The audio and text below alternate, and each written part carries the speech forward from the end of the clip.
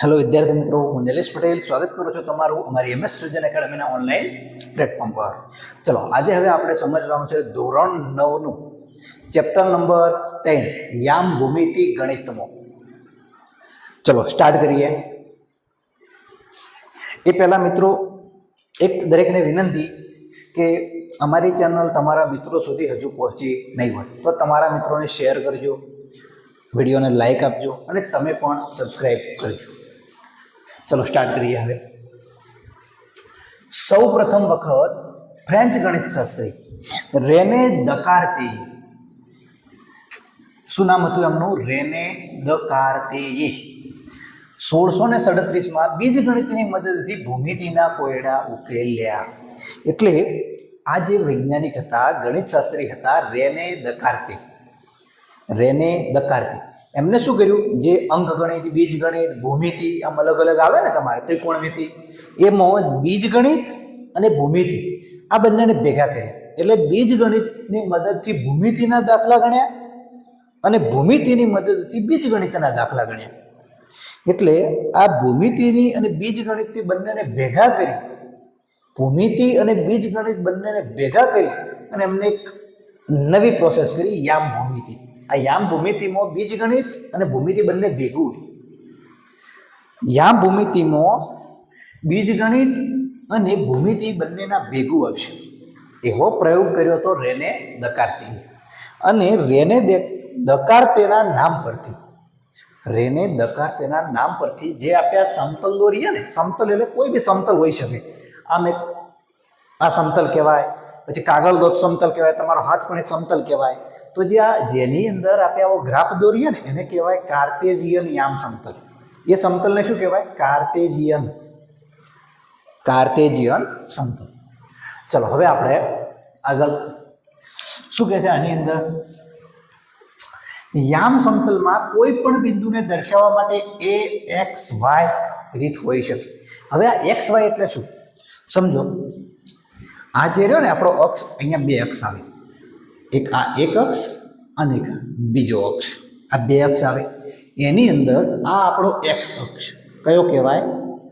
X અક્ષ કહેવાય. શું કહેવાય આને? એક્સ અક્ષ. આ ઉપરનો હોય ને આને કહેવાય વાય અક્ષ. કયો અક્ષ કહેવાય? વાય અક્ષ. આ બે અક્ષ હોય. હવે આની અંદર કોઈ બી આપણે મૂલ્ય દર્શાવવું હોય, કોઈ બી મૂલ્ય આપણે દર્શાવવું હોય તો કઈ રીતે આપણે દર્શાવીએ? તો કોઈ બી મૂલ્ય લખવું હોય તો પહેલા એક્સ અક્ષના જે અંકો હોય એ લખવાના, પછી વાય અક્ષના અંકો લખવાના. હું તમને સમજાવું. અહીંયા શરૂઆત હંમેશા 0 થી થાય. આ 0 એટલે આ એનું ઉગમ બિંદુ કહેવાય. શું કહેવાય? આ એનું ઉગમ બિંદુ કહેવાય. આ O એટલે એનું ઉગમ બિંદુ કે જ્યાંથી 4 રેખાઓ નીકળે છે. આ ઉગમ બિંદુની અંદરથી 4 રેખા, એક આ બાજુ, આ બાજુ, આ બાજુ અને આ બાજુ, આમ 4 રેખાઓ નીકળે છે. હવે ચલો અહીંયા હું અંકો લખું. અહીંયા 0 તો આવી ગયા. જો અહીંયા 0 આવી ગયા. હવે શું આવશે? 1 2 3 4 5 આમ ચાલ્યા જ કરે. હવે આ બાજુ સંખ્યા રેખામાં એક બાજુ પ્લસ આવે તો બીજી બાજુ માઇનસ લખતા હતા. એ જ રીતે અહીંયા 0 આવી ગયું તો અહીંયા -1 -2 -3 -4 -5 આમ અનંત સુધી.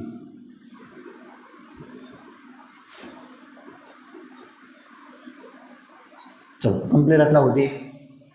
આટલા સુધી ફાવશે. હવે આગળ. હવે અહીંયા ઉપર પણ ધન અંકો આવે. અહીંયા લખવાના ધન અંકો 1 2 3 4 5 આમ અનંત સુધી. અહીંયા ઋણ અંકો આવશે. -1 -2 -3 -4 -5 આમ અનંત સુધી. ચલો આટલા સુધી કમ્પ્લીટ. આ એનું ઉગમ બિંદુ કહેવાય. આ શું કહેવાય? એનું ઉગમ બિંદુ. આ એનું ઉગમ બિંદુ O. શું કહેવાય? ઉગમ બિંદુ O. હવે આપણે કોઈ અક્ષ લખવા હોય, કોઈ લખવું હોય, જેમ કે એક્સ અક્ષ ઉપરથી આપણે 3 લેવાના હોય. કેટલા લેવાના હોય? 3. તો આપણે ચલો 3 લીધા, આ 3 લીધા, પણ કેટલા સુધી? 4 સુધી. વાય અક્ષ ઉપરથી 4 લેવાના. તમને એવું કહ્યું હોય કે એક્સ અક્ષ ઉપરથી 3 લો અને વાય અક્ષ ઉપરથી 4 લો, એટલે પહેલાં આપણે આ રીતે એને દર્શાવવા, યાદ રાખજો, પહેલાં એક્સ અક્ષ લેવો. એટલે આ બિંદુ આપ્યું છે કે યામ સમતલમાં કોઈ પણ બિંદુને દર્શાવવા માટે એ વડે દર્શાવી શકાય. કઈ રીતે દર્શાવી શકાય? એ વડે. તો એ બિંદુ આપ્યું છે, પણ એનો પ્રથમ અંક એક્સ વાળો ભાગ લેવો અને બીજો વાય વાળો.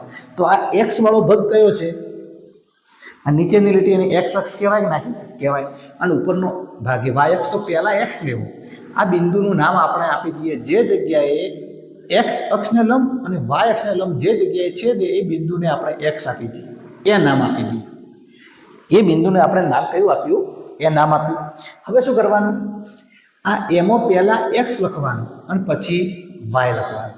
હવે આ એ બિંદુના યામ કયા કહેવાય? તો પહેલાં એક્સ ઉપર કયું આપી લીધું હતું? તો 3. અને વાય ઉપર કયું લીધું હતું? તો 4. તો આ એના શું કહેવાય? યામ કહેવાય.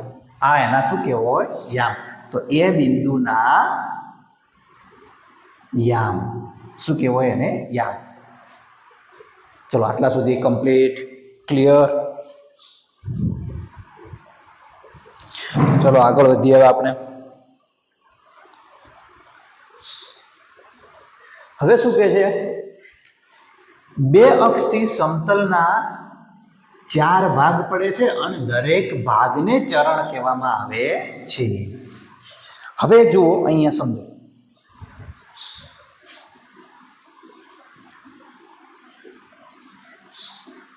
આ જે કાર્ટેશિયન યામ સમતલ છે, એટલે કે આ આપણે એક નોટબુક છે. વિચારી લો, આટલા ભાગનું વિચારી લો, આ ભાગનું વિચારી લો. હવે શું થયું? આના કેટલા ભાગ પડ્યા? આ એક ચોરસ હોય તો આના કેટલા ભાગ પડે છે? તો આ 1 ભાગ, 2, 3 અને 4, એમ 4 ભાગ પડે. એક્સ અક્ષ અને વાય અક્ષ એ 4 ભાગ પાડે છે. અને એ 4 ભાગને દરેક ભાગને ચરણ કહેવામાં આવે છે. શું કહેવામાં આવે છે? ચરણ. આ એનું પ્રથમ ચરણ, આ એનું દ્વિતીય ચરણ, આ તૃતીય ચરણ, આ ચતુર્થ ચરણ.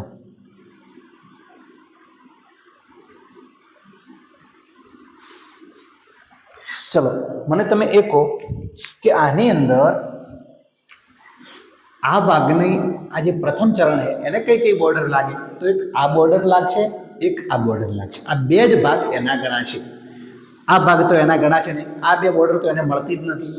તો આ બોર્ડર એ કેવા અંકો ધરાવે? ધન સંખ્યા કે ઋણ સંખ્યા? આ ભાગ કેવી સંખ્યાઓ ધરાવે છે? તો કે સાહેબ આ તો ધન સંખ્યાઓ ધરાવે. કેવી સંખ્યાઓ ધરાવે? ધન સંખ્યા. હવે આ ભાગ કેવી સંખ્યા ધરાવે? આ બધી ધન સંખ્યા. આ બાજુ પણ ધન સંખ્યા, આ બાજુ ધન સંખ્યા, આ બાજુ ઋણ સંખ્યા, આ બાજુ ઋણ સંખ્યા. તો આપણે પહેલા એક્સ અક્ષને લેતા હોઈએ તો એક્સ અક્ષ પર પહેલા ધન સંખ્યા અને બીજી વાય અક્ષ પર પણ કેવી સંખ્યા થશે? ધન સંખ્યા. તો આ પ્રથમ ચરણ પ્લસ પ્લસ ધરાવે. શું ધરાવે? Plus plus. ચલો હવે દ્વિતીય ચરણ. દ્વિતીય ચરણની અંદર શું હોય? દ્વિતીય ચરણમાં પહેલા એક્સ અક્ષ પકડો. તો એક્સ અક્ષ કયો શું ધરાવે? ધન કે માઇનસ? તો કે સાહેબ એક્સ અક્ષ પર ઋણ સંખ્યા. તો ઋણ સંખ્યા. અને હવે વાય અક્ષ પર કઈ સંખ્યા છે? અહીંયા ઋણ સંખ્યા, અહીંયા ધન સંખ્યા. તો ધન સંખ્યા. તો આ જે દ્વિતીય ચરણ છે એ માઇનસ પ્લસ વાળું ચરણ છે. ચલો આટલા સુધી કમ્પ્લીટ ખબર પડે છે.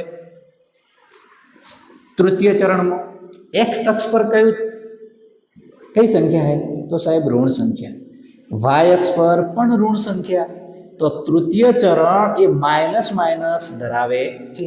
હવે ચતુર્થ ચરણમાં એક્સ અક્ષ પર કઈ સંખ્યા છે? તો સાહેબ ધન સંખ્યા. અને વાય અક્ષ પર ઋણ સંખ્યા. તો આ પ્લસ માઇનસ ધરાવે. આ ખાસ યાદ રાખજો, વિકલ્પમાં પૂછાઈ શકે કે અહીંયા પ્રથમ ચરણમાં તો પ્લસ પ્લસ, દ્વિતીય ચરણમાં તો પહેલું માઇનસ પછી પ્લસ. તૃતીય ચરણ તો માઇનસ માઇનસ અને ચતુર્થ ચરણમાં પ્લસ માઇનસ. ચલો પરફેક્ટ સમજણ પડી આટલા સુધી. હવે ઉગમ બિંદુના યામ કેટલા હોય? દરેકના યામ 2 હોય, 0 0 એટલે એક યામ કહેવાય ને એને. હવે જો આ ઉગમ બિંદુમાં એક્સ અક્ષ ઉપર અહીંયા એક્સ અક્ષ ઉપર આ જે ભાગ છે અહીંયા એક્સ અક્ષ ઉપર કયા નંબરનો અંક છે? તો અહીંયા એક્સ અક્ષ પર ઉગમ બિંદુના યામમાં એક્સ અક્ષ એ 0 ઉપર બેઠો છે. અહીંયા 0 જ હોય અને વાય અક્ષ પણ કેટલે છે? વાય અક્ષમાં પણ કયા છે? તો 0 જ આવે. જો એક્સ અક્ષ નહીં 0 અને વાય અક્ષ નહીં 0, તો ઉગમ બિંદુના 2 યામ આવે 0 0. ચલો પરફેક્ટ આટલા સુધી. આગળ હવે ઉગમ બિંદુ ઓ ના યામ 0 0 છે.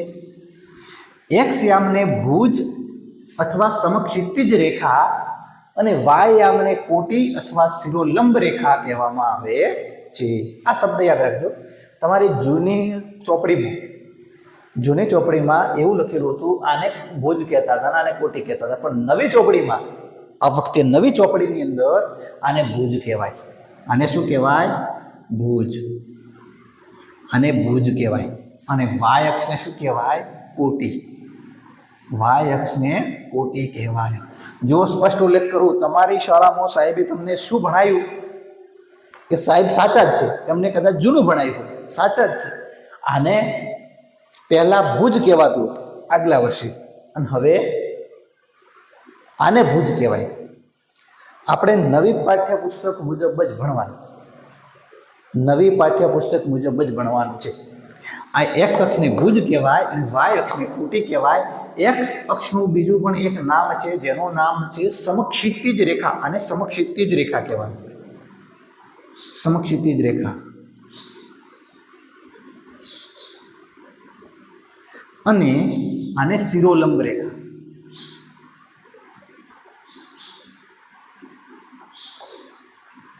આને શિરોલંબ રેખા કહેવામાં આવે છે.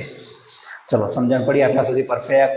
આ ફક્ત એક કાર્ટેશિયન યામ સમતલ બનાવતા આવડી જવું જોઈએ. વાય અક્ષ પરના બિંદુના યામ 0y હોય અને એક્સ અક્ષ પરના બિંદુના યામ x0 હોય. એટલે શું કહેવા માંગે? ચલો, વાય અક્ષ પર રહેલું કોઈ બિંદુ છે. વાય અક્ષ પર રહેલું કોઈ બિંદુ છે. વાય અક્ષ પર એટલે અહીંયા આ 4 પર જો આટલે કોઈ બિંદુ રહેલું હોય, 4 ઉપર રચ, તો શું થશે? આ ભાગમાં બિંદુ હોય તો ચલો આનો વાય અક્ષ કેટલો થશે? આનો વાય અક્ષ કેટલો થશે? તો આનો વાય અક્ષ થશે, પહેલાં તો એક્સ અક્ષ લખવાનો, પછી વાય અક્ષ લખવાનો, તો વાય અક્ષ થશે 4. પણ હવે એને એક્સ અક્ષ પર જુઓ તો આ આપણો એક્સ અક્ષ છે. તો એક્સ અક્ષ પર તે કેટલા હશે? 0 ઉપર હશે. કેટલો હશે? 0 ઉપર હશે. હશે કે નહીં હોય? હા. હવે આને એક્સ અક્ષ ઉપર જુઓ. એક્સ અક્ષ ઉપર ચલો એને આપણે આ 3 પર લઈ લઈએ. અહીંયા આપણે લઈએ, આ 3 પર આપણે લઈએ, તો શું થશે? અહીંયા તમે લેશો તો આનો એક્સ અક્ષ કેટલો હશે? તો આ 2 અક્ષ હોય, એક એક્સ ને એક વાય, આ 2 ખાલી જગ્યાઓ કરી. એમાં એક્સ અક્ષ પર આવશે 3 અને વાય અક્ષ પર કેટલો હશે? ઉપર ક્યાંય છે? તો વાય અક્ષ તો આટલે આવે, એની સીધમાં જ જોવાનું. તો અહીંયા શું આવ્યું? 0. તો અહીંયા આવે 0. એ જ રીતે આને એક્સ અને 0 પણ કહેવાય, આને 0 અને વાય પણ કહેવાય. અહીંયા લખ્યું હોય તમે સમજી શક્યા હશો. આ એટલું ઇમ્પોર્ટન્ટ નથી. આ 0 ને વાય નહીં લખો ને તો ચાલી જશે, પણ આ સમજણ પડી ગયા આટલા સુધી?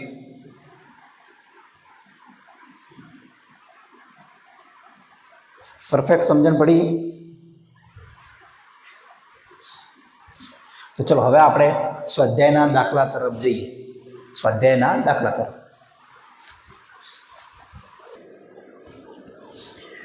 ચલો મિત્રો, હવે આપણે સ્વાધ્યાયનો દાખલા નંબર 1. હવે દાખલા નંબર 1 શું કહે છે આપણને? તો દાખલા નંબર 1 ની અંદર બીજી કોઈ વ્યક્તિને તમારા અભ્યાસના ટેબલ પરના લેમ્પનું સ્થાન કેવી રીતે વર્ણવશો? સમજો. અહીંયા આપણું આ એક ટેબલ છે. આ એક ટેબલ છે. વિચારી લો, આને એક ટેબલ છે. ટેબલ પર અહીંયા એક લેમ્પ છે. અહીંયા શું છે? એક લેમ્પ છે. અહીંયા એક લેમ્પ છે, લેમ્પ આવેલો છે. તો હવે તમે શું કહેશો આને? તો ધારો કે આ એક ટેબલ છે, અહીંયા બિંદુ એ છે, અહીંયા શું છે? બિંદુ એ છે. ધારો કે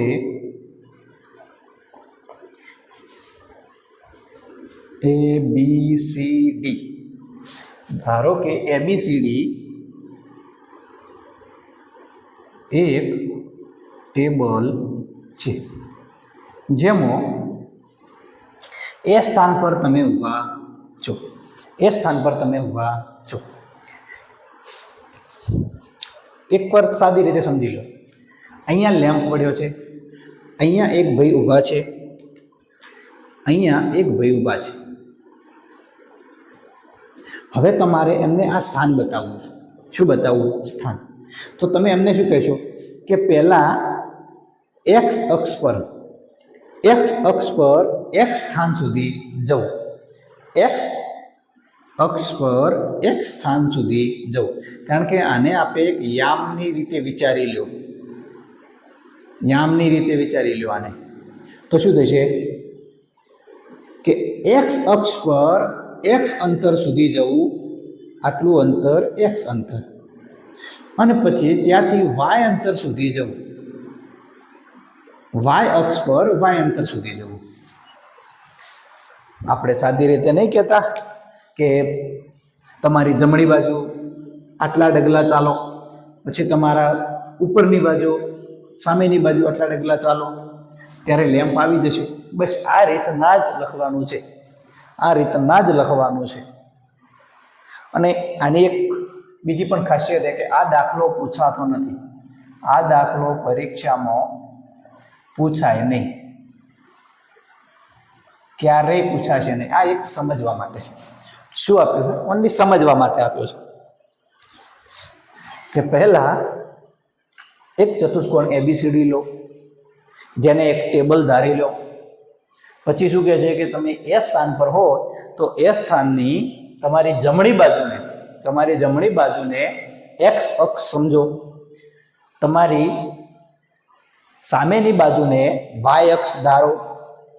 હવે તમારી જમણી બાજુના એક્સ અક્ષ પર એક્સ અંતર સુધી ચાલો, અને ત્યાંથી તમારો વાય અક્ષની દિશામાં વાય અંતર સુધી ચાલો તો તમે લેમ્પ સુધી પહોંચી જશો. બસ આ રીતનું અહીંયા લખવાનું. હું લખી દઉં તો એક વખત. ટેબલ છે, એ બિંદુની જમણી બાજુ એક્સ અક્ષ ધારો, અને સામેની બાજુ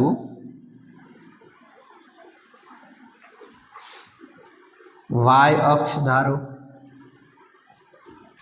ચલો પછી શું કહે છે? હવે એક્સ અક્ષ પર એક્સ અંતર સુધી ચાલો, એક્સ અંતર સુધી ચાલો. ત્યાંથી વાય અક્ષની દિશામાં વાય અંતર સુધી ચાલો.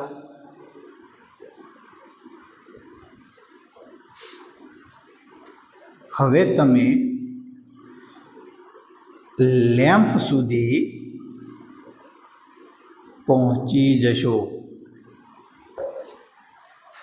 બસ આપણે જે તેઓ સમજ્યા એને બનાવીને લખવાનું. ચલો હવે આપણો દાખલા નંબર 2. તમને જો હું બોર્ડ ઉપર બતાવું દાખલા નંબર 2 શું કહે છે. દાખલા નંબર 2, તો દાખલા નંબર 2 ની અંદર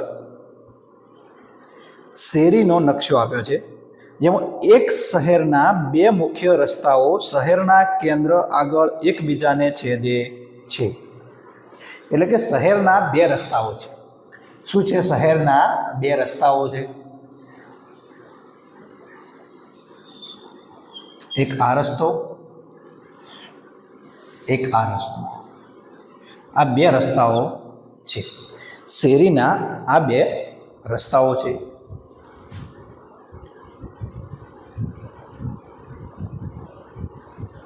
હવે આ બે રસ્તાઓમાં શહેર, આપણું આ શહેર છે અને શહેરના આ બે રસ્તાઓ છે જે મેન રસ્તા છે, જે વચ્ચોવચ્ચ સેન્ટરમાં એકબીજાને છેદે છે. ચલો પછી શું કહે છે સમજો. આ બે રસ્તાઓ ઉત્તર દક્ષિણ દિશાઓ અને પૂર્વ પશ્ચિમ દિશાઓમાં છે. આ બે રસ્તાઓ ક્યાં છે? ઉત્તર દક્ષિણ દિશામાં, એટલે આ દિશાને આપણે ઉત્તર લઈએ, ઉત્તર દક્ષિણ દિશામાં, અને આ પૂર્વ પશ્ચિમ દિશામાં, પૂર્વ પશ્ચિમ દિશામાં જાય છે. ચલો પછી શું કહે છે? શહેરની બાકીની બધી શેરીઓ આ રસ્તાની સમાંતરે છે અને પરસ્પર 200 મીટર દૂર છે. દરેક દિશામાં 5 શેરીઓ છે. હવે શું કહે છે કે બધી શેરીઓ 200 મીટરના અંતરે બધી શેરીઓ છે. તો ચલો અહીંયા આપણે દોરી દઈએ. આ એક શેરી, આ બીજી શેરી, ત્રીજી શેરી, ચોથી શેરી અને આ પાંચમી શેરી. હવે એવી જ રીતે ઊભી પણ 5 શેરીઓ છે. તો આ પહેલી શેરી, બીજી, ત્રીજી, ચોથી અને પાંચમી. આમાં 1 2 3 4 5, 1 2 3 4 અને 5. આ બાજુ પણ શેરીઓ કેટલી થઈ? તો આ 1, આ 2, આ 3, આ 4 અને આ 5. આમ 5 શેરીઓ છે. ચલો આગળ રકમ વાંચો. દરેક દિશામાં 5 શેરીઓ છે. 1 સેમી બરાબર 200 મીટર માપ લઈ તમારી નોટબુકમાં શેરીનું આદર્શ ચિત્ર દોરો. રસ્તાઓ અને શેરીઓને સીધી રેખાઓ દ્વારા દર્શાવો. હવે આ 1 સેમી બરાબર કેટલું માપ લેવાનું? 200 મીટર. તો આપણે 200 મીટર લીધું. જે તમારો ગ્રાફ હોય ને એમાં આ 1 સેમી કહેવાય. 1 સેમી, આ પણ 1 સેમી, એટલે 200 મીટરનું આપણે માપ લઈને આ શેરીઓ દોરી. આપણે આખું આદર્શ ચિત્ર તૈયાર થઈ ગયું. હવે આગળ શું કહે છે રકમમાં?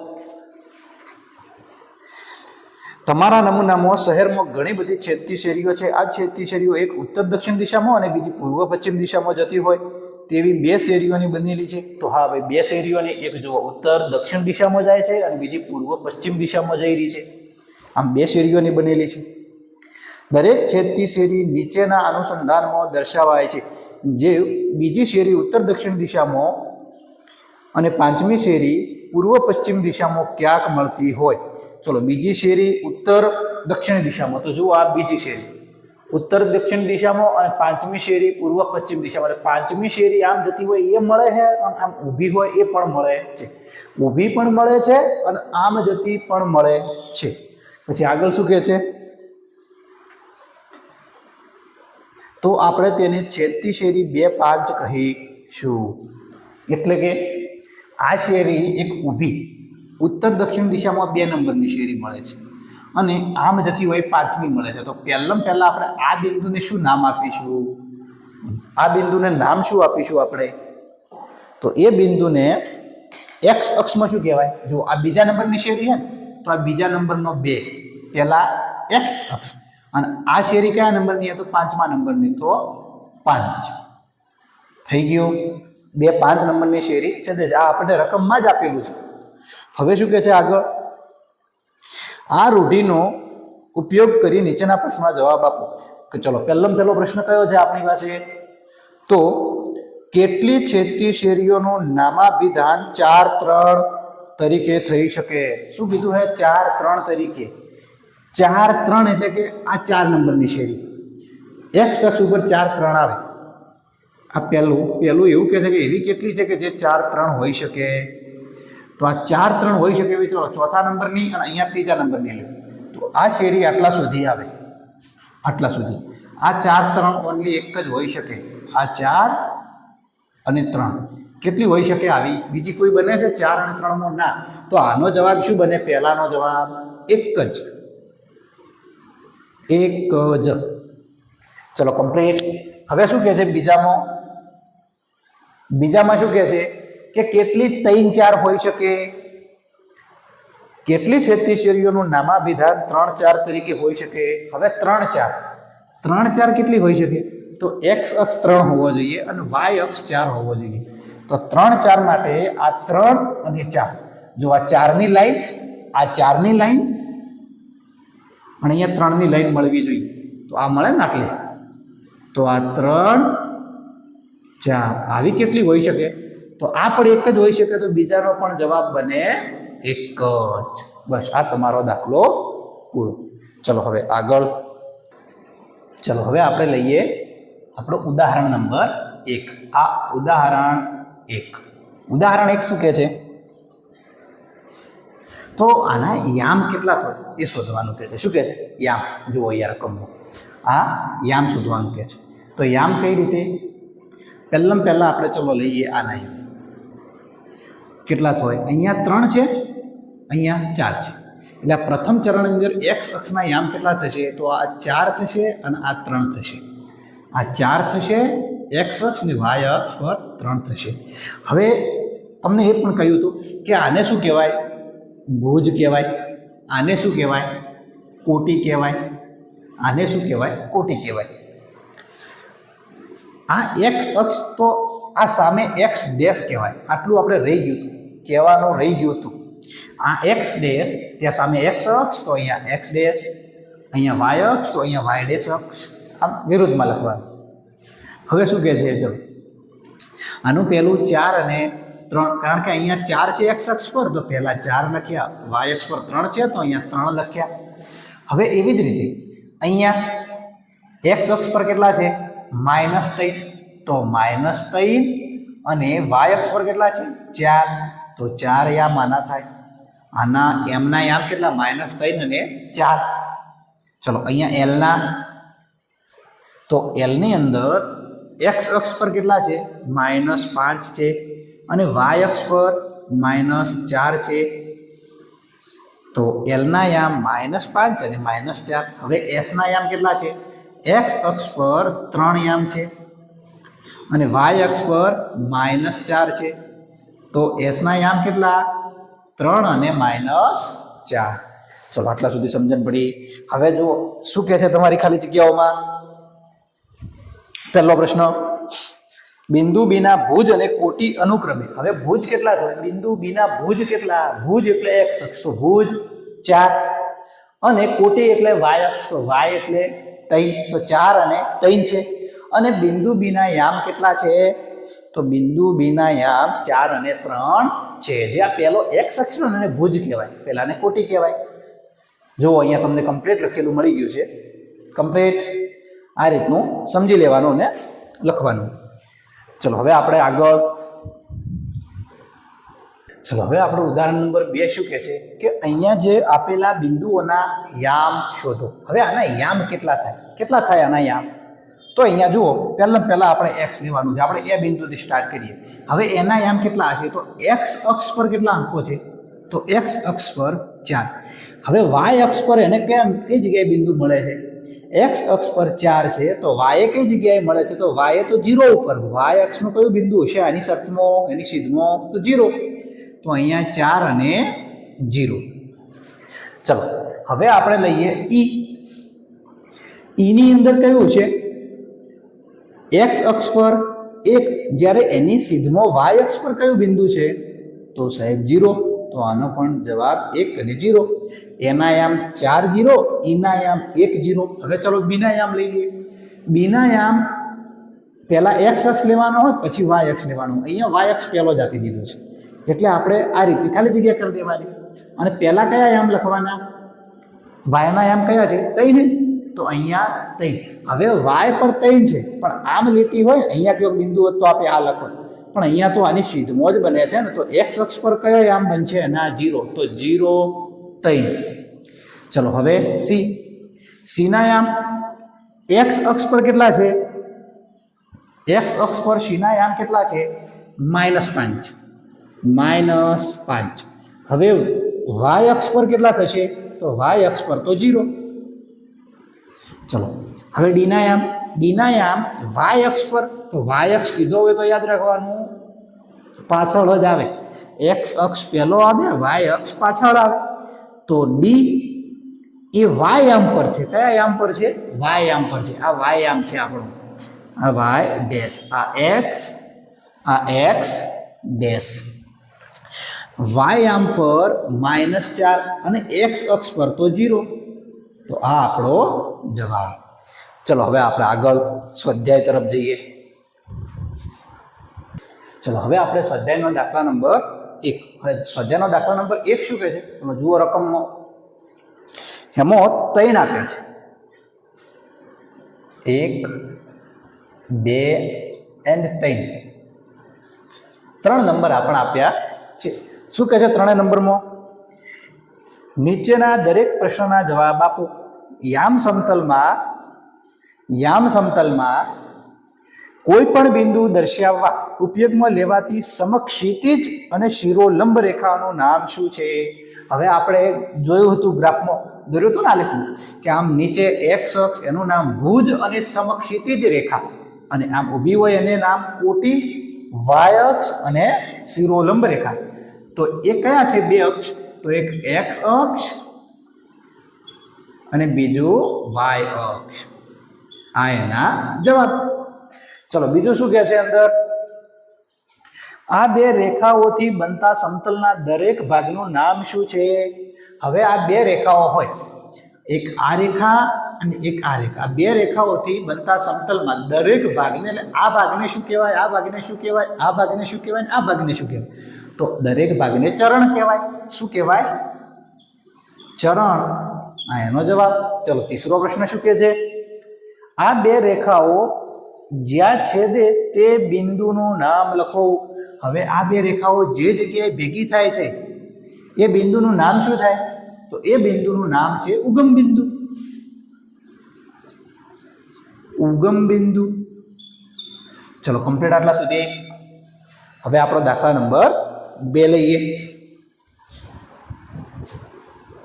ચલો હવે આપણે લઈએ આપણો સ્વાધ્યાયનો દાખલા નંબર 2. સ્વાધ્યાયનો દાખલા નંબર 2 શું કહે છે દાખલા નંબર 2 ની અંદર? તો અહીંયા જે બિંદુઓ આપેલા છે, જે આલેખ આપેલો છે, જે ગ્રાફ આપેલો છે, આની અંદર આ યામ સમતલમાંથી આપણે આ જવાબ લખવાના છે. ચલો સમજો. બીના યામ જણાવો. બિંદુ બીના યામ જણાવો. ચલો બી ક્યાં છે? અહીંયા આ રહ્યું. હવે બીના યામ કેટલા છે? કેટલા થાય બીના યામ? તો એક્સ અક્ષ પર કેટલા છે? -5 અને વાય અક્ષ પર 2. તો અહીંયા બિંદુ બીના યામ કેટલા છે? -5 અને 2. રાઈટ. હવે શું કહે છે કે સીના યામ જણાવો. બિંદુ સીના યામ જણાવો. આ રહ્યું સી. હવે સીના યામ ચલો એક્સ અક્ષ પર કેટલા છે? 5. એક્સ અક્ષ પર 5. હવે વાય અક્ષ પર -5. તો 5 અને -5. તો વાય અક્ષ પર 5 અને -5. હવે -3 અને -5 દ્વારા દર્શાવાતું બિંદુ લખો. -3 અને -5. જુઓ યાદ રાખજો, પહેલા -3 કીધા છે તો એક્સ અક્ષ પર -3 હોવા જોઈએ. તો એક્સ અક્ષ પર -3 આ રહે. હવે -3 અને -5 અને બીજા -5 માંગ્યા છે. -5 માંગ્યા છે એટલા માટે અહીંયા -5 હોય. તો જો કયું બિંદુ છે અહીંયા ઈના બિંદુ કેટલા મળશે? ઈની એક્સ અક્ષ ઉપર -3 અને વાય અક્ષ પર -5 મળશે. તો આ -3 અને -5 વાળું બિંદુ કયું? ઈ બિંદુ. ચલો સમજણ પડી આટલા સુધી. હવે શું કહે છે? 2 અને -4 દ્વારા દર્શાવાતું બિંદુઓ લખો. 2 અને -4 એટલે 2 એ એક્સ અક્ષ ઉપર જ આવશે અને વાય એ -4 એ વાય અક્ષ ઉપર જ આવશે. ચલો 2 અને -4 તો 2 જુઓ, અહીંયા 2 આ અને -4 આ. તો જીના માપ કેટલા થશે? 2 અક્ષ એક્સ અક્ષ ઉપર અને -4 એ વાય અક્ષ ઉપર. તો 2 અને -4 હોય એવું કયું બિંદુ છે? તો કે જી. કયું બિંદુ છે? જી. હવે બિંદુ ડી નો એક્સ યામ જણાવો. બિંદુ ડી ક્યાં છે? આ રહ્યું. હવે બિંદુ ડી નો એક્સ યામ કેટલો થશે? તો 6 અને વાય યામ કેટલો થશે? 2. તો આપણને ઓનલી એક્સ યામ જ માંગ્યો છે. તો બિંદુ ડી નો એક્સ યામ કેટલો છે? 6. હવે બિંદુ એચ નો વાય યામ જણાવો. એચ આ રહ્યું. હવે આનો એક્સ અક્ષ કેટલો છે? તો -5 અને વાય -3. હવે માગ્યું છે શું? ઓનલી વાય અક્ષ જ માગ્યો છે. તો આ વાય અક્ષ કહેવાય. આ એક્સ અક્ષ કહેવાય તો આપણને વાય માગ્યો હોવાથી વાય લખી દેવાનું -3 બિંદુ એલ ના યામ જણાવો એલ ક્યાં છે આ રહ્યું હવે જુઓ આપણે પહેલા એક્સ અક્ષ લખવાનું આ તો બિંદુ આખે આખું વાય અક્ષની ઉપર આવી ગયું હોય અને જો ઉપર આવી ગયું હોય તો 0 અને 5 કારણ કે વાય યામ તો 5 આવ્યો પણ આ એક્સ યામ કેટલો આવ્યો આ વાય યામ એ 5 પણ આ એક્સ યામ તો અહીંયા ક્યાં છે બિંદુ તો આ 0 ઉપર જ છે ને તો 0 તો બિંદુ એલ ના યામ 0 અને 5 હવે બિંદુ એમ ના યામ જણાવો હવે એમ એક્સ અક્ષ એનો કેટલો છે -3 પણ વાય યામ કયા બિંદુ પર આવેલો છે આ વાય યામ આની સીધમાં વાય યામ પર કયું બિંદુ આવશે તો 0 તો વાય બિંદુના એમ બિંદુના યામ -3 અને 0 છે ચલો પરફેક્ટ આટલા સુધી પરફેક્ટ ચલો હું તમને બીજા પણ બે દાખલા પ્રેક્ટિસ માટે આપું સમજાવું અહીંયા બે દાખલા આપું અને મળતા જ દાખલા આપું છું ચલો હવે આ બે દાખલા તમને એક્સ્ટ્રા આપ્યા આપે જે ચેપ્ટર સંપૂર્ણ ચેપ્ટર અત્યારે ભણ્યા આપણું આખું ચેપ્ટર પતી ગયું એક જ વિડીયોમાં આખું ચેપ્ટર પૂરું થયું હવે એની અંદર બે એક્સ્ટ્રા તમને દાખલા આપું છું જે પ્રેક્ટિસ માટે સમજાવું શું કહે છે આ દાખલામાં જો એના બે યામ છે એક a+6 અને 8 આ એના યામ છે અને બીના યામ કેટલા છે 9 અને b - 4 એ સમાન બિંદુ છે તો a અને b શોધો હવે આ સમાન બિંદુ એટલે x યામ સમાન જેના y અક્ષ સમાન x અક્ષ સમાન એને શું કહેવાય સમાન બિંદુ ચલો અહીંયા શું કહે છે સમાન બિંદુ હોવાથી અહીંયા એના આપણને આપ્યા છે બિંદુ a+6 અને 8 અને બીના યામ શું આપ્યા છે 9 અને b - 4 હવે એ સમાન બિંદુ છે એટલે આ a+6 એટલે a અને b સમાન બિંદુ છે a અને b સમાન બિંદુ હોય a+6 અને 9 આ બે x અક્ષ કહેવાય કે ના કહેવાય તો a+6 બરાબર 9 આ બંને સમાન કહેવાય કે ના કહેવાય કારણ કે આ x અક્ષ આ y અક્ષ આ x અક્ષ y અક્ષ સમાન થાય કે ના થાય હવે બીજું શું કહે છે આપણે y અક્ષ વાળું તો b - 4 બરાબર y અક્ષમાં 8 આ કેવા કહેવાય સમાન કહેવાય આ સમાન બિંદુઓ કહેવાય હવે આનું આપણે શું આપવાનું સાદું રૂપ આપી દેવાનું તો સાદું રૂપ આપો એટલે a+6 બરાબર 9 હવે a+6 બરાબર 9 એટલે 6 ને પેલી બાજુ લઈ જાઓ તો a બરાબર 9 - 6 અને a બરાબર શું આવે જવાબ આપણો 3 a બરાબર જવાબ કેટલો આવ્યો 3 a બરાબર જવાબ કેટલો આવ્યો 3 હવે અહીંયા શું કહે છે b આ b - 4 બરાબર 8 તો b - 4 બરાબર 8 કરવું હોય તો b બરાબર પેલી બાજુ લઈ જાઓ 8 + 4 એટલે b બરાબર કેટલું મળ્યું 8 ને 4 12 ચલો a નું મૂલ્ય 3 મળ્યું અને b નું મૂલ્ય 12 મળ્યું આપણને a અને b શોધવાનું કહ્યું હતું તો આ b અને આ a ચલો આટલા સુધી પરફેક્ટ ખબર પડી કમ્પ્લીટ તો હવે આપણે દાખલા નંબર બીજો ચલો બીજો દાખલો શું કહે છે જો એના બે યામ એક a+b અને c+d છે તો કયા ચરણમાં હોય એ જ્યાં a બરાબર -5 b બરાબર 2 c બરાબર 3 અને d બરાબર -8 હવે આની અંદર તો આ એના બે યામ આપ્યા છે એક a+b છે આ x યામ છે અને બીજો c+d આ y યામ છે મૂળ તો આખા એના જ યામ છે ને તો હવે શું કરવાનું હવે આપણે આને ગણી લો એની અંદર કિંમત મૂકી દેવાની ચલો a+b એટલે પહેલા a+b માં કિંમત મૂકો તો a+b માં કિંમત મૂકશો એટલે a કેટલા મળશે -5 વત્તા b એટલે 2 ચલો -5 વત્તા 2 કેટલા થશે -3 એટલે આપણને આ a નું પહેલું કેટલું મળ્યું -3 મળ્યું કેટલું મળ્યું -3 આ a+b -3 મળ્યું હવે c+d લઈ લો c કેટલા છે તો c 3 અને d -8 હવે પ્લસ માઇનસ એટલે 3 - 8 થશે ચલો 3 માંથી 8 કાઢો, અથવા 8 માંથી 3 કાઢો તો 5, પણ મોટી નિશાની માઇનસની હોવાથી -5 લાગે કે ના લાગે? તો અહીંયા -5 સમજો. હવે એના બે આમ મળ્યા, એક -3 અને -5. ચલો આપણો જે સમજાયા હતા સ્ટાર્ટિંગમાં આલેખ, જે કાર્ટેશિયન યામ સમતલમાં સમજાયા હતા આખો આલેખ ગ્રાફ. હવે એની અંદર બંને ઋણ આવતું હોય, આ પણ ઋણ આ પણ ઋણ, બંને આમ ઋણ આવતા હોય એવું ચરણ કયું? તો તૃતીય ચરણ. કયું ચરણ? તૃતીય ચરણ. તૃતીય ચરણની અંદર બંને ઋણ આવતા હતા. તો ચલો કયા ચરણમાં હોય આ કિંમત? કયા ચરણમાં હોય? તો તૃતીય ચરણમાં. ચલો સમજણ પડી હવે? છે ને મસ્ત દાખલો?